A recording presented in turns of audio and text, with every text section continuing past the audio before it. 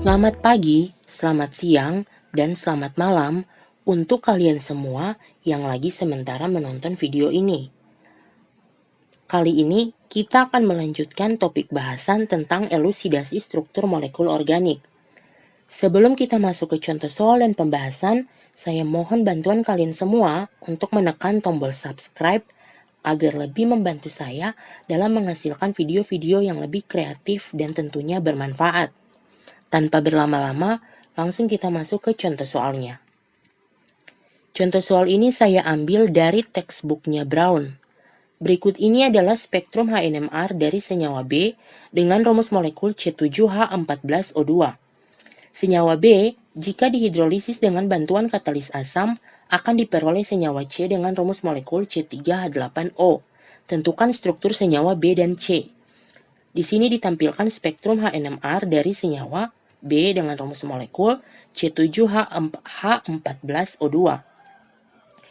Seperti pada video part 1, langkah pertama yang harus kita lakukan dalam mengerjakan contoh soal ataupun soal latihan seperti ini adalah kita harus menghitung nilai DBE atau double bond equivalent yang mana rumusnya bisa dilihat berdasarkan rumus molekul senyawa B C7H14O2.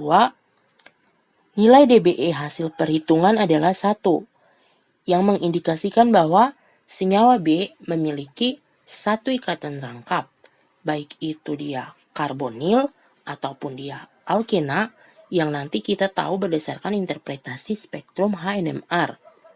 Selanjutnya, berdasarkan rumus molekul C7H14O2, yang mana dia mengikuti pola rumus CnH2nO2, sehingga bisa diketahui bahwa senyawa B merupakan golongan asam karboksilat maupun ester.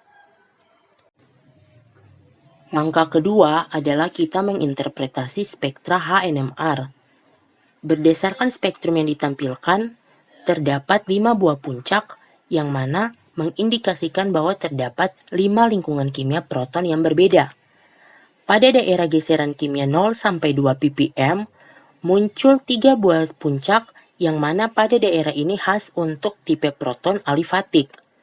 Pada daerah geseran kimia 0,9 ppm, muncul 1 buah puncak dengan multisiplitasnya triplet dan integrasinya 3, yang mana kita tahu bahwa ini adalah CH3 yang bertetangga dengan atom karbon lain yang memiliki 2 atom hidrogen, sehingga multisiplitasnya triplet.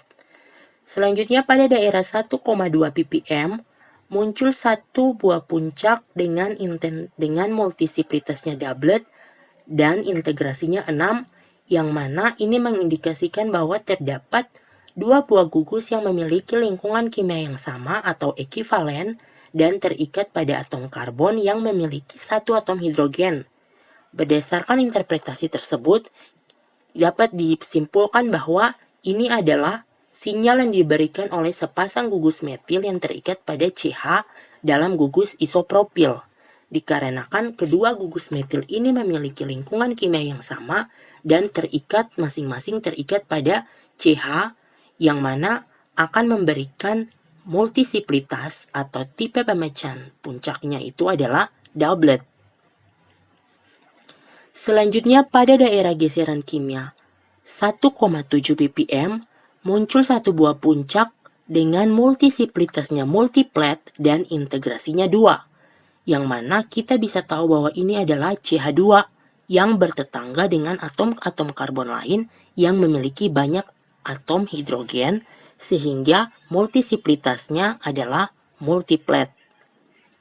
Selanjutnya pada daerah geseran kimia 2,4 ppm, muncul 1 buah puncak dengan multisiplitasnya triplet dan integrasinya 2. Karena puncak ini muncul pada daerah 2-3 ppm, yang mana daerah ini khas untuk sinyal yang dihasilkan oleh atom karbon yang terikat dengan atom karbon lain yang memiliki ikatan rangkap, dalam hal ini seperti karbonil ataupun bensena.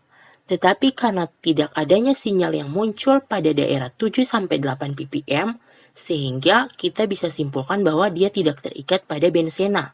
Tetapi berdasarkan interpretasi terhadap rumus molekul yang telah kita lakukan sebelumnya, maka kita tahu bahwa ini adalah proton CH2 dalam hal ini metilen yang terikat pada C-karbonil. Selanjutnya, pada daerah geseran kimia 5 ppm, muncul satu buah puncak dengan multisiplitasnya sextet dan integrasinya 1. Jika kita lihat bahwa pada daerah puncak pada 5 ppm akan saling kopling dengan puncak pada 1,2 ppm, di mana sinyal ini dihasilkan oleh proton metin pada gugus isopropil. Hal ini dikarenakan proton metin bertetangga dengan dua gugus metil sehingga tipe multisiplitasnya adalah sextet. Kemunculan sinyal ini pada daerah 5 ppm dikarenakan dia terikat secara langsung dengan atom yang lebih elektronegatif. Dalam hal ini adalah oksigen. Berdasarkan interpretasi terhadap spektrum HNMR yang telah kita lakukan sebelumnya, maka senyawa C7H14O2 memiliki struktur sebagai berikut. Yang mana kita tahu ini adalah isopropil butirat atau isopropil butanoat. Sinyal yang muncul pada daerah 0,9 ppm dihasilkan oleh proton-proton pada gugus metil yang bertetangga dengan atom karbon lain yang memiliki dua atom hidrogen. Selanjutnya, sinyal yang muncul pada daerah 1,2 ppm dengan multisiplitasnya doublet dihasilkan oleh sepasang gugus metil yang memiliki lingkungan kimia yang sama yang bertetangga dengan atom karbon lain yang memiliki satu atom hidrogen. Selanjutnya, sinyal yang muncul pada daerah 1,7 ppm dengan multisiplitasnya multiplet dihasilkan oleh proton metilen yang bertetangga dengan atom karbon lain yang memiliki banyak atom hidrogen. Selanjutnya, sinyal yang muncul pada daerah 2,4 ppm dengan multisiplitasnya triplet dengan integrasinya 2 dihasilkan oleh proton metilen yang terikat langsung dengan gugus C-karbonil dan bertetangga dengan atom karbon lain yang memiliki dua atom hidrogen, sehingga multisiplitasnya triplet. Selanjutnya, sinyal yang muncul pada daerah 5 ppm dengan multisiplitasnya sextet dan integrasinya 1 dihasilkan oleh proton metin pada gugus isopropil yang mana bertetangga dengan dua gugus metil. Sehingga, berdasarkan interpretasi yang telah kita lakukan, maka senyawa C7H14O2 merupakan isopropil butirat atau isopropil butanoat.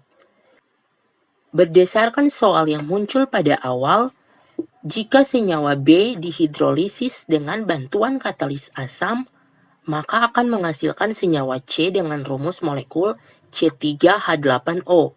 Seperti yang kita tahu, jika ester dihidrolisis dengan bantuan katalis asam, akan menghasilkan produk berupa asam karboksilat dan alkohol. Senyawa B dalam hal ini adalah isopropil butirat. Jika dihidrolisis dengan bantuan katalis asam akan menghasilkan senyawa C dengan rumus molekul C3H8O. Berdasarkan kedua produk reaksi yang dihasilkan, maka senyawa C atau C3H8O merupakan senyawa isopropil alkohol karena memiliki rumus molekul juga C3H8O. Demikian yang bisa saya jelaskan pada video kali ini. Jika ada komentar, saran, ataupun pertanyaan, silakan komen di bawah. Sekian dan terima kasih.